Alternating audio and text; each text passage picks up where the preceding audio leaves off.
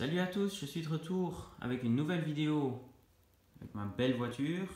Mais cette fois-ci, on ne parle plus des phares, mais bien de l'installation d'un joli petit manomètre pour la pression du turbo. Première chose à faire, naturellement, ouvrir le capot. Comme vous pouvez le constater, je l'ai déjà installé. Donc toutes les lignes sont déjà bien mises et ça fonctionne, bien que c'est juste temporairement parce que je trouve que c'est pas très bien fait. Mais en fait c'est pour donner une idée et pour montrer comment le faire et surtout pour montrer que c'est vachement facile à faire. Donc la première chose naturellement, acheter le manomètre. Le mien je l'ai acheté sur le site français driftshop.fr. Je connais plus le prix, mais en fait, ils m'ont livré la semaine même, je crois, ou même le jour après, quelque chose dans le genre. Et oui, en fait, le kit vient avec la petite durite qui va jusque devant dans le moteur, et avec donc trois câbles, un pour courant constant, un pour la terre et un pour la couleur. Qu'il faut après que je vous montrerai aussi comment les connecter correctement. Dans cette première partie, on va parler du chemin de la durite, que personnellement je trouve c'est le meilleur chemin à faire parce que je ne sais pas trop comment le faire différemment.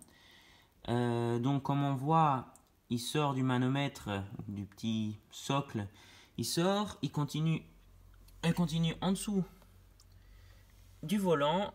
Là, on voit très mal, mais bon, elle rentre là-dedans, là où il y a le petit levier pour régler le volant. Et puis ici en dessous, je sais pas si on voit correctement, attendez, voilà, elle ressort, elle continue, et bam, elle rentre dans ce petit trou qui en fait, il y a le câble pour ouvrir le capot qui passe par là. Est-ce qu'on voit bien? Non, voilà dans celui-là. Et donc en fait il y a genre une petite gomme à l'intérieur qu'il faut enlever. Et voilà, donc la durite elle passe par là. Et maintenant on va aller de l'autre côté. Et on verra comment elle continue à partir de là. Donc, hop là, la lumière, voilà. Comme on peut voir, là en bas, on voit le petit bout en gomme. Allez, est-ce qu'on voit bien? Voilà. Là, et à côté, on voit bien la durite qui passe, qui continue là, et qui monte là à travers. Jusqu'ici, on voit bien le bloc. C'est à droite.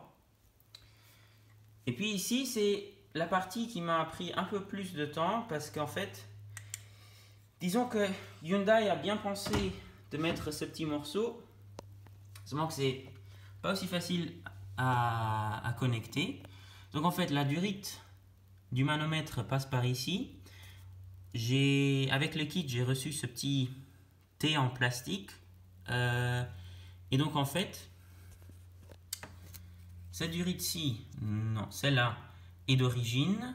Celle qui passe donc de ce truc, je sais pas qu'est-ce que c'est, à ce côté-ci, il faut l'enlever et puis on la remplace par la durite qu'on a reçue avec le kit ou une autre qu'on a acheté dans un magasin.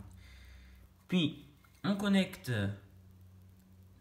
ce truc au T et puis on met l'autre à nouveau dans le chemin d'origine et puis on utilise la troisième sortie du T pour aller vers le manomètre. Donc si jamais vous voulez le faire, stoppez la vidéo, prenez une photo. C'est plus ou moins comme ça que ça devrait avoir l'air. Je suis sûr qu'on peut le faire de façon plus jolie.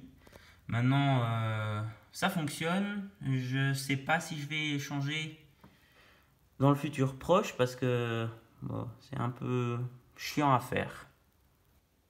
Maintenant, on va un peu parler du niveau électrique du manomètre.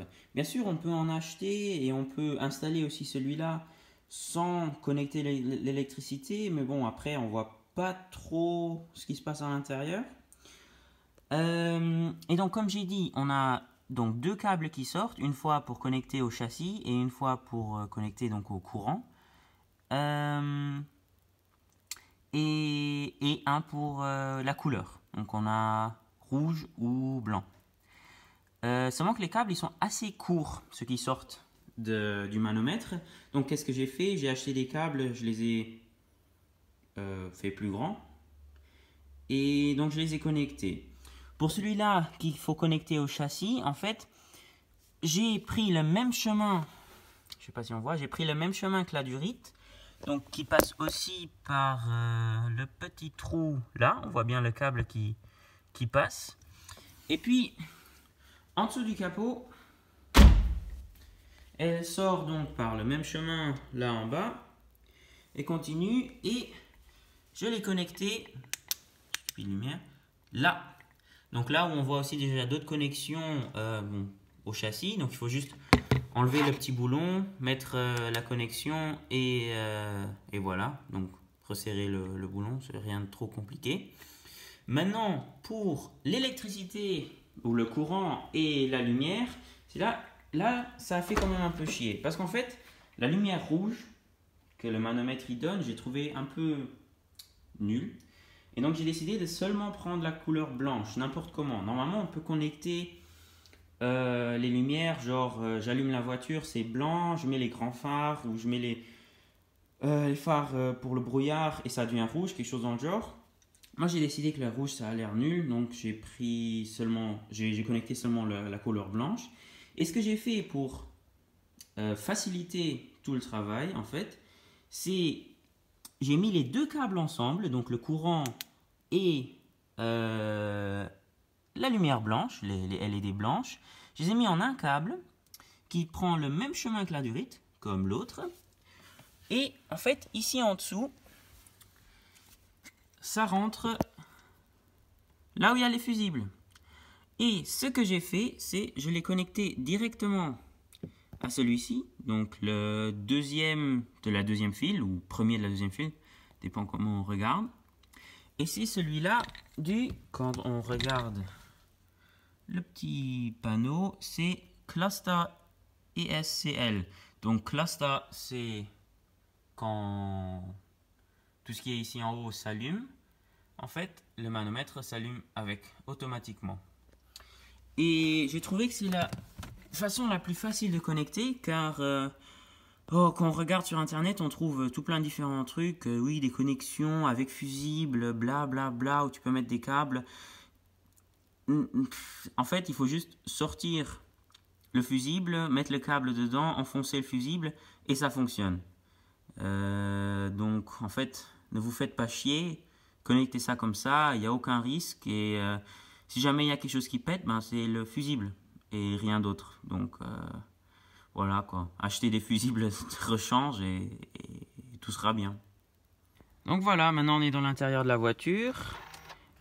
Et vous pouvez constater que quand j'allume la voiture, le manomètre s'allume automatiquement, sans problème.